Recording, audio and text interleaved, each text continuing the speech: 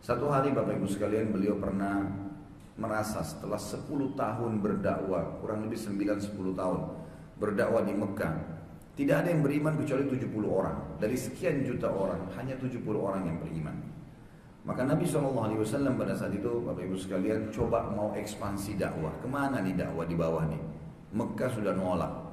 Dan semua orang yang masuk ke Mekah diisolasi. Diisolasi, tidak boleh bertemu dengan orang-orang kaum muslimin. Muslimin nggak boleh keluar dari Mekah. Betul-betul terisolasi, nggak bisa buat apa-apa. Nabi SAW pada saat itu pagi-pagi keluar sebelum masyarakat Mekah beraktivitas, lalu ingin melirik lokasi dakwah. Ditemukanlah di benak beliau adalah kota Taif. Kota Taif sekitar 60 kilo dari kota Mekah, wilayah yang pegunungan tinggi dan dingin gitu. Wilayahnya nyaman, enak gitu. Dan mungkin bagi Nabi SAW mungkin tempat ini belum terjangkau oleh dakwah. Dan mereka juga tabiatnya belum terlalu jauh dengan orang Mekah, mungkin masih bisa karena dekat. Nabi SAW menuju ke sana jalan kaki Bapak Ibu sekalian, dan ini lumayan waktunya memakan sekitar sehari 2 hari lah perjalanan. Nabi SAW jalan kaki. Ternyata seorang Quraisy yang sangat membenci dakwah Nabi SAW, dan itu paman beliau sendiri Abu Lahab, sudah mendahului Nabi SAW dengan kuda menuju ke kota Taif.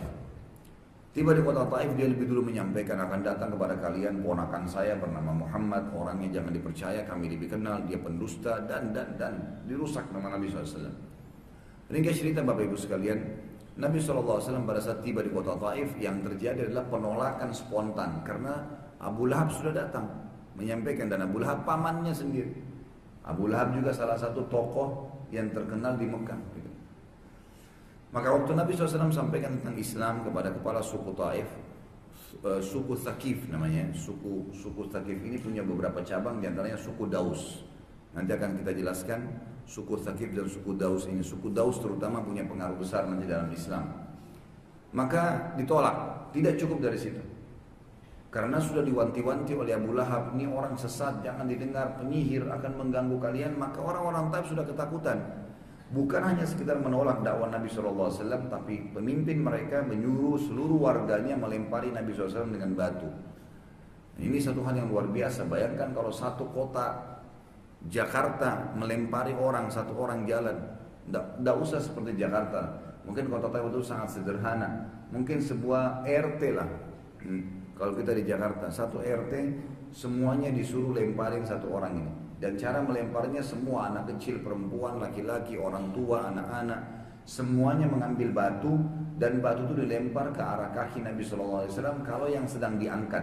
Misalnya kaki kanan sedang diangkat, kaki kanan itu dilemparin oleh batu. Jadi pasti sakit sekali. Kemudian pada saat diturunkan, kaki kiri diangkat, kaki kiri yang dilempari batu. Kita bayangkan bagaimana tersiksanya Nabi SAW pada saat itu untuk menyampaikan agama yang mulia ini. Dilemparin, tapi Nabi SAW tidak bisa berhenti, berdarah-darah kakinya, rusak, luka gitu. Nabi SAW tetap jalan, karena kalau tidak ini bahaya, bisa terajam, bisa meninggal, dakwah ini habis. Nabi SAW ikhtiar keluar, sampai beliau jalan di luar pintu gerbang benteng daripada kota Taif, lalu ditutup pintu gerbangnya, Nabi SAW dibiarkan di luar sendirian. Dalam kondisi berdarah kakinya SAW, keringatan, panas di siang hari, dakwanya ditolak. Bayangin luar biasa keadaannya. Bertumpuk semua masalah. Di Mekah sudah nggak diterima dakwanya. Ke kota Taif bukan cuma tidak diterima, diusir, lalu dilempar dengan batu sampai berdarah-berdarah. Nabi SAW ya, kemudian jalan ke bawah sebuah pohon semampunya, lalu istirahat di sini.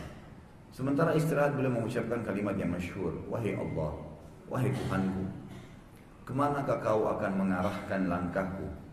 Ke sebuah masa depan yang tidak jelaskah? Atau ke kota-kota Mekah dan Taif yang menolak agama ini? Dia keluhan, curhat kepada Allah SWT. Tetapi ya Allah, kalau kau tidak marah denganku, maka aku tidak peduli. Kalau ini semua tidak merusak hubunganku denganmu, aku tidak peduli. Yang penting engkau ridha, maka aku tidak peduli ya Allah. Aku tetap komitmen menjalankan agama ini. Dalam kondisi kakinya berdarah, sendirian, ya, kemudian panas terik matahari pada saat itu, maka Allah Azza wa Jalla menjawab. Datanglah ya, Jibril alaihissalam. Jibril datang Bapak Ibu sekalian, kemudian menyampaikan kepada Nabi SAW, wahai Muhammad, di sebelahku ini ada satu malaikat penjaga gunung, dan Allah memberikan titah kepadamu, tinggal kau perintahkan saja. Kalau kau mau Muhammad, suruh dia menggabungkan antara gunung-gunung Mekah dengan gunung-gunung Taif. Digabungin sehingga dua kota ini habis dalam sejarah dunia. Gak ada lagi. Gampang, kamu tinggal bilang habis di Mekah sama Taif. Gak ada lagi. Nanti kamu tinggal berdakwah di tempat lain. Atau kamu bersabar dan dipastikan, dijamin oleh Allah agamamu ini akan menyebar di seluruh dunia. Maka kata Nabi SAW, saya bersabar.